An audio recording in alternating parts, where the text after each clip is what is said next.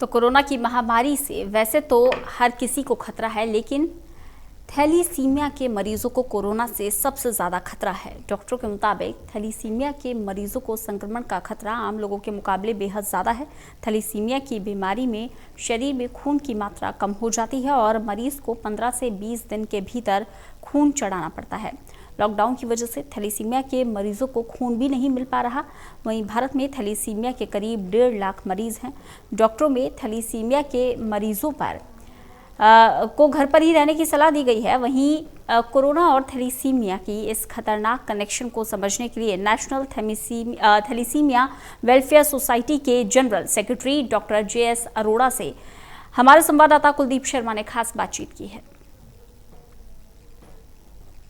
भारत में कोरोना के मरीजों का आंकड़ा 5000 को पार कर चुका है और कोरोना से हर किसी को सावधान रहने की ज़रूरत है। लेकिन सबसे ज़्यादा सावधान रहने की ज़रूरत है थैलीसीमिया के मरीजों की। आखिर थैलीसीमिया के मरीजों को कोरोना से ज़्यादा बचाव करने की क्यों ज़रूरत है, उस पर बातचीत करने के लिए मेरे साथ है डॉक्टर JS अरोड़ा जी, जो नेशनल थैलीसीमिया वेलफेयर सोसाइटी के जनरल सेक्रेटरी भी है।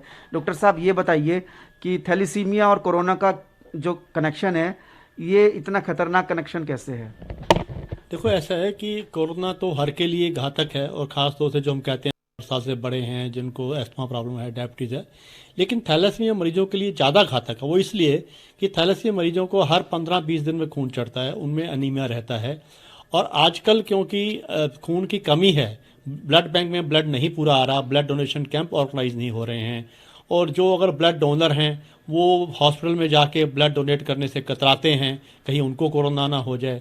और जो खास वॉलंटियर डेडिकेटेड हैं वो देना भी चाहते हैं, तो उनको हर एक के पास तो अपनी गाड़ी होती नहीं, अपना व्हीकल नहीं होता कि वो जा नहीं पाते।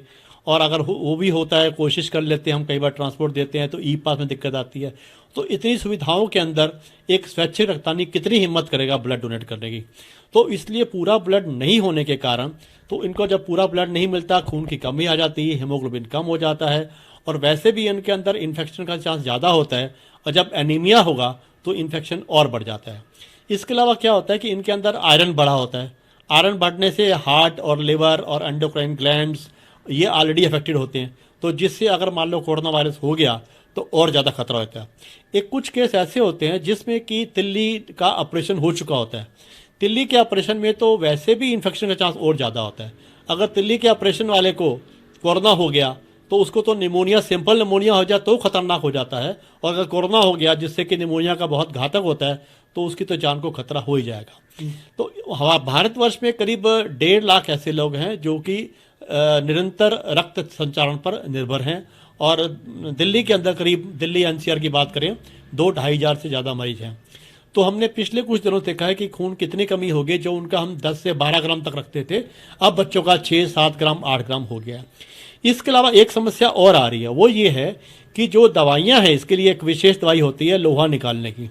वो जब दवाइयाँ हैं या तो अस्पताल से मिलती हैं जो कि सरकार फ्री देती है, और अस्पताल में अगर अवेलेबल नहीं होती तो हमारे वहाँ संस्था से लेते हैं, क्योंकि वो दवाइयाँ जो हैं कहीं भी आम केमिस्ट पे नहीं मिलती है और ना ही वो ई-फार्मेसी से मिलती है। तो उन लोगों को दवा लेने के लिए हमारे संस्था के ऑफिस में आना पड़ता है, और वो आने का भी दिक्कत है। दिल्ली के जो मरीज हैं, रोगी हैं, वो तो चलो फिर भी कोशिश करके किस तरीके के पास बना के हिम्मत करके आ जाते हैं।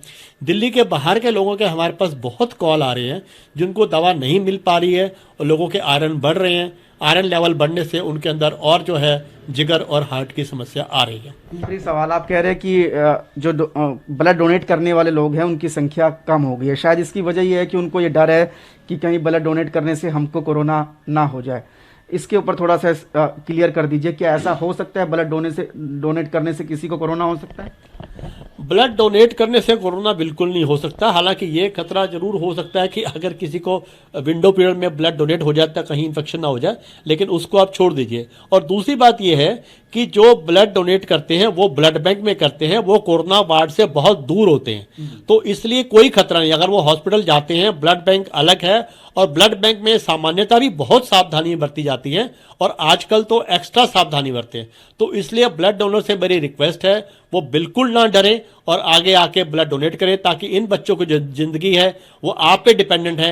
अगर आप आगे नहीं आएंगे तो हम बहुत से बच्चे खो देंगे, जो एक बहुत दुर्भाग्यपूर्ण होगा।